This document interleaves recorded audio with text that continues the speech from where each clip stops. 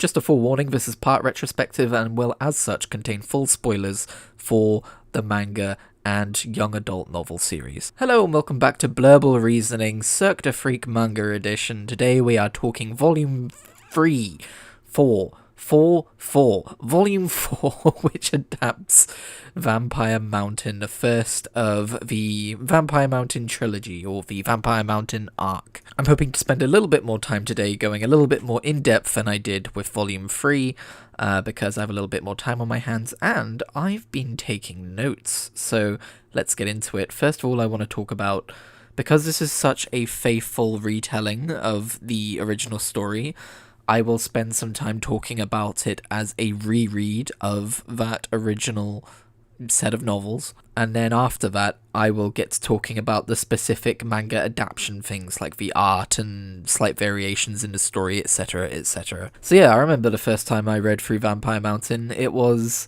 a shock to find myself 6 years in the future compared to Tunnels of Blood. If the first trio of books sets up Darren Shan as a character and his life and his entrance into the world of being a half vampire, then I would say this next trilogy of books kind of gets more into the lore of the actual world of the vampires themselves, as well as obviously continuing to develop Darren as a character. This is of course a coming of age story, and I like how Darren is still recognizably himself, but you do get a sense of him being a little bit more mature, a little bit more dialed into the vampire way of thinking, a little bit more eager to prove himself. Even though he looks like a 12-year-old, he does feel like a 16-year-old. He's 18, but like you know what I mean, he feels like he's older. Actually, I'm just assuming ages here. I don't think any ages are given. You could say he was 10 and now he's 16. I don't really know. If you want to get technical, actually, it's been 8 years since book 1, so maybe he's 18, maybe he's 20. One of the things I found myself thinking about during this quote-unquote reread of the story is, why do the Cirque du Freak residents know so much about the vampires? Larton doesn't seem like he's the talkative type. In book 2, or volume 2 I should say, we had Hans being like, oh, if I had a penny for every half vampire I've met, and you know, he could just be being affable or amicable or whatever, but that doesn't seem right to me. In fact, Darren Shan is the only half vampire I believe we ever meet in the entire story, including Larton Crepsley. Ooh, does Larton become a half vampire or does he become a straight vampire? I don't remember. In this volume we learn that there were once over 1 million vampires and now they're down to 2,000 or 3,000, so that is an apocalyptic shift in population decline. And at first I was like, the Vampanese War couldn't have been that dramatic, but later on we also get that speech about how the humans that they were trying to protect got in the way, and it brought on the age of vampire hunters, and they were almost hunted to extinction, and that's kind of where that came from. I like as well how this aligns with the lore of, like, you've got the Vampire Mountain with all of these halls, and a lot of them have fallen into misuse and disrepair because, again, it's not explicitly stated, but you can infer from that, the clan is a lot smaller than it used to be, so that would be why. The fact that some vampires object to using way stations on the way to Vampire Mountain, as well as, you know, we will later learn as well that there are vampires who don't like using certain types of weapons or any weapons at all. It reminds me weirdly of video game difficulty discourse, specifically the idea of RuneScape, which is an MMO I play where you can opt to play as an Iron Man who can't trade with other players and has to make everything for themselves. The idea of this optional challenge to get a sense of self-worth and status, I guess, isn't an alien concept, except it's obviously completely different. But I think what I'm getting at here is Darren Shan, the writer, managed to tap into that kind of, that core thing that we have as people, where some of us like to take on more challenges in life, not just in video games, but throughout life, because we think it gives life more value, and that's one of the core tenets behind the philosophy of the vampire clan. Speaking of the vampire clan, I've been doing some thinking about them, and when you think about it, the vampires in Darren Shan's books are not all that similar to the vampires of typical mythology, or I guess I should say gothic mythology. First of all, the vampires aren't actually all that gothic. If anything, they're more like surly pirates. And I was thinking about this, like, consider the names Garvner Pearl, Curda Smolt, Ara Sales. these sound like pirate names more than they sound like vampire names. And all of the vampires are depicted as having like a code of rough honor, and they're all burly and they all care about fighting and stuff, and it's not like directly one-to-one like the pirate life, but it feels like it takes a very clear inspiration in many ways. Something I feel like I've talked about before, but I don't know where I would have talked about it, is this idea that there are hardly any women vampires, because vampires are unable to have children. And actually, that's something that hasn't really been brought up yet in Volume 4, which is weird, because I thought that was addressed in Vampire Mountain. Darren starts to notice it, but it hasn't actually been explicitly stated yet. This idea of women not becoming vampires because it means they can't have kids, I think does kind of make sense in the world in which Darren Shan wrote these novels. Back in the early 2000s, most couples, I guess, were having kids. It was kind of like the path to beyond. But I feel like nowadays that would almost be looked at a little askance, like, really though? I feel like in 2024 in this world there's probably a lot more female vampires, and I would be down, if Darren Shan is ever going to listen to this video, I would be down for a sequel series set in the modern day, and like how it would address kind of like the changes in modern day society and what that would look like for the vampire society too. Fun fact, I did once ask Darren Shan at a book signing if he has any concept of events which would take place after the end of book 12, and he said yes, he did have some idea of what happened to the characters and what would happen with the world, but of course he would go on to write prequels, not sequels. Anyway, regarding the fight Darren Shan has against the rabid bear on the way up to Vampire Mountain, I really love that scene because it really shows us how Darren, the tenacity and the quick thinking he has when it comes to combat situations, which he's going to need going forwards. The fact that he, grabs a makeshift weapon out of the bones of a little person that got crushed, it really shows his resourcefulness. It really shows how, by the end of a volume, they're talking about how Darren Shan has the makings of a fine vampire. And, it's not, you don't read that and go, okay, yeah, sure, but why though? You go, yeah, I can see that. I love how when Darren Shan asks Curtis Smolt what it takes to become a vampire prince, Curtis Smolt says, why? Thinking of applying for the job? If I remember right, the book says with a twinkle in his eye. Probably not. It's been a while since I read the books. Anyway, that's just a fun bit of foreshadowing, isn't it? Another fun bit of foreshadowing, which I've only just picked up on and is a little bit more subtle, is when Kurda is giving Darren the tour of Vampire Mountain, and he tries to rush Darren past the Hall of Death. And the reason he gives is it's a very morbid place, and I've always taken that at face value, he's trying to spare Darren the morbid truth of when some vampires get too old, they prefer to die in the Hall of Death and that kind of thing.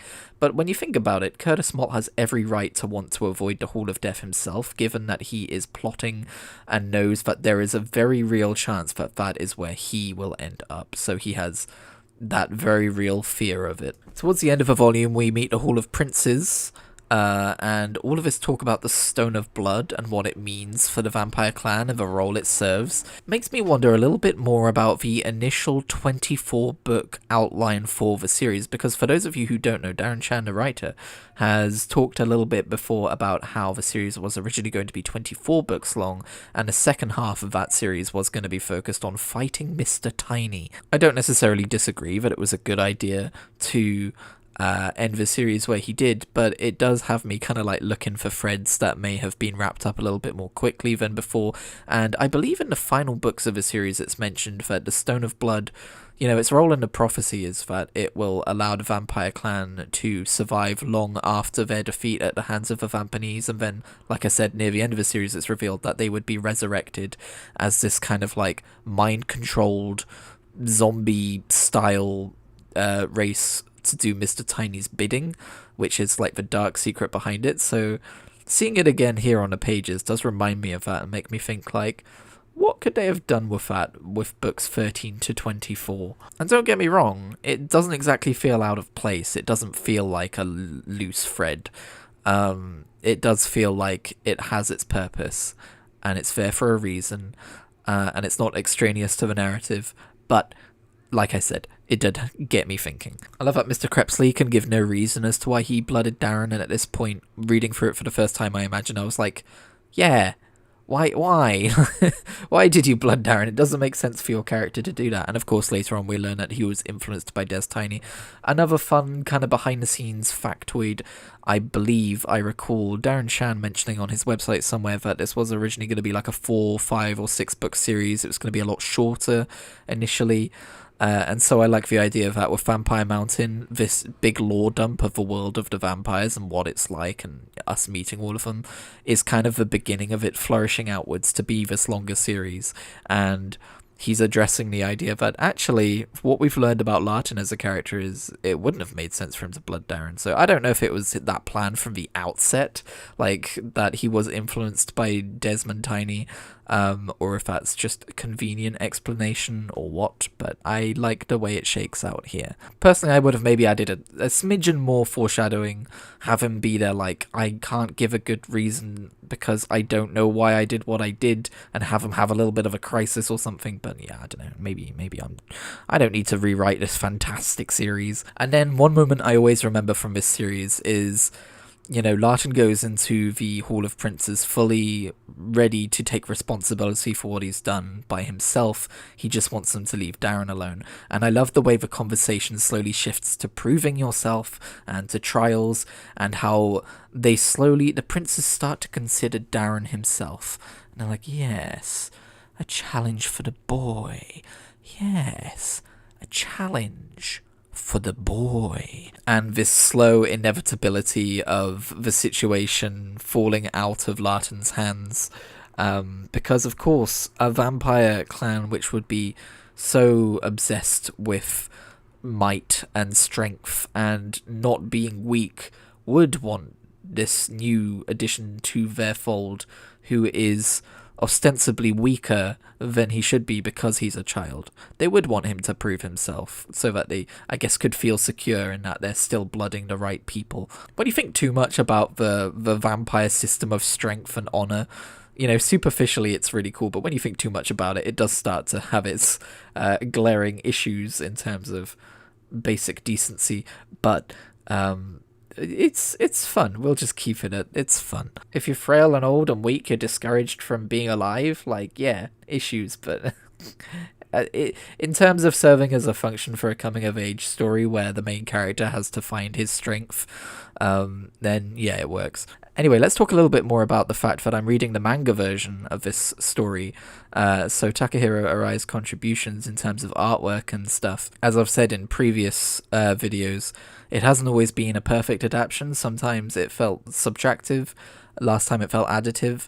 This time, that was a good thing, by the way. This time, it just felt one-to-one. I can't think of any scenes that were missing or really added. It's always strange having read through a series multiple times, having this picture of what it looks like in your mind, and then seeing this adaptation, and you're going to wonder to yourself, is it going to fit in with the images I've had in my mind all this time? And for the most part, absolutely, yes. I've always found Vampire Mountain to be quite a cozy place. Like, obviously, it's stark rock walls and, like, torchlight and you know, probably quite stuffy, but in the vampire living kind of a way, it's always felt quite cozy to me, and I very much felt like that was represented with the artwork I saw. I didn't feel like I was looking at an artist's interpretation that was different to my own. I felt like I was looking at scenes that I've already seen in my head all this time.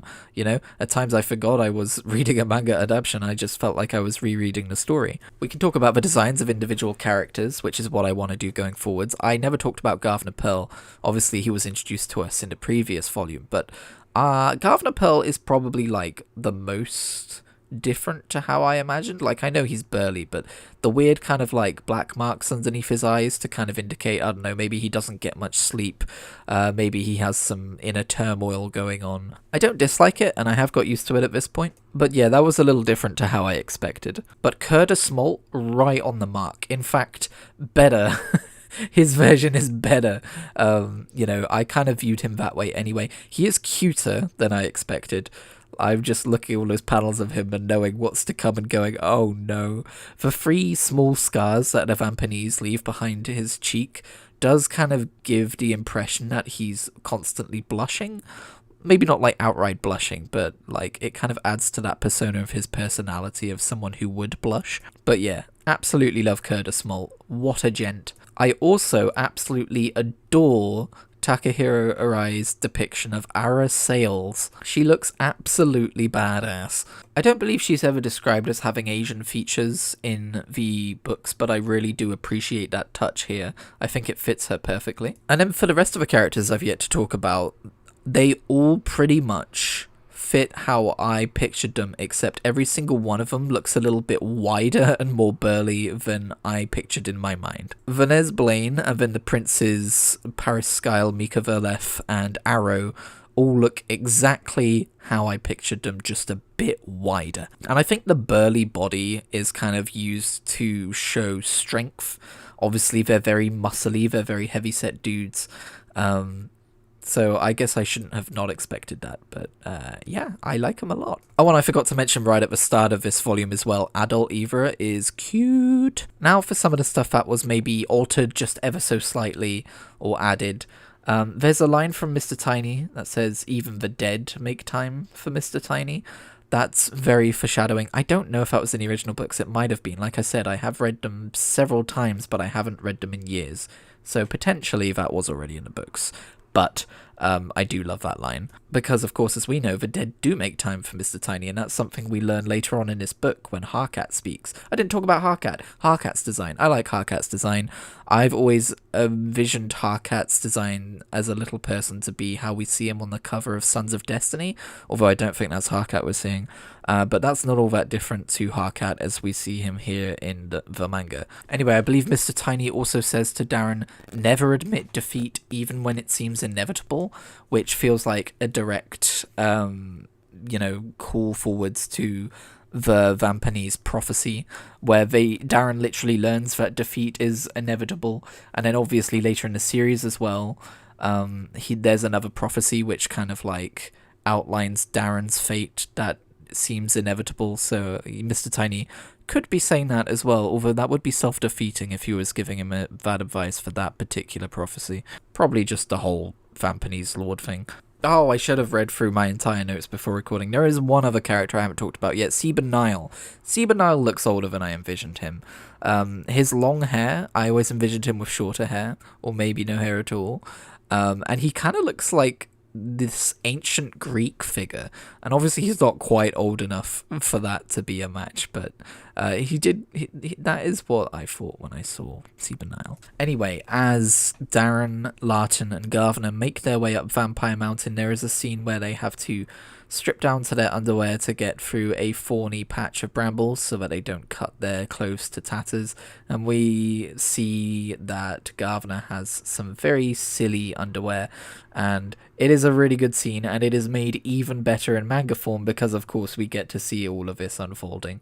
This scene feels like it was written for the manga, to be perfectly honest. There's also a really cool panel where they finally arrive at Vampire Mountain at the foot of it, and you see the mountain, and behind it is a giant crescent moon, and it's really gothic. And like I said, vampires aren't really presented in a way in this series that's inherently gothic, so I've never really considered Vampire Mountain as being a gothic scene, but it was actually shown that way here, and I really appreciated that. When Kurt is giving Darren the tour of Vampire Mountain, he shows him the hall where they keep the livestock, and the situation looks absolutely dire.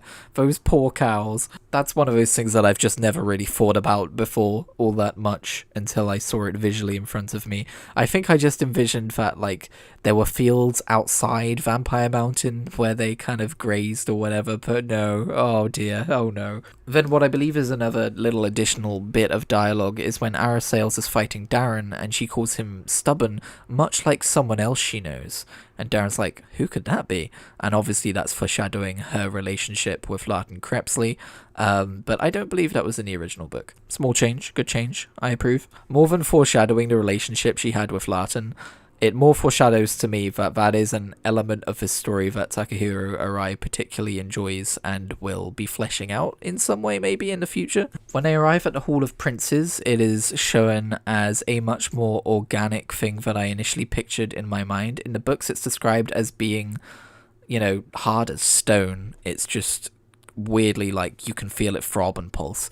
Here it's depicted as being more like this almost like weird dome of flesh, and given what it actually ends up being from what I recalled, that isn't too dissimilar to what it actually is. So if I had read the manga edition of this story before the novels, I would probably have more suspicions about the Hall of Princes being something weird and interesting than I would have. Like, obviously it was, like I just said, it was described as being a weird kind of stone, but I never pictured something like this before. And then finally, as Darren proclaims his desire to take on the trials to prove himself to himself, not anyone else, Larton looks on, and you see a little montage of memories of Darren's most formative moments, and I love it because you can see how much Larton really cares for Darren at this point in the story. Lovely little flourish there. So yeah, that's everything I had to say about Volume 4, which adapts the book Vampire Mountain by Darren Shan.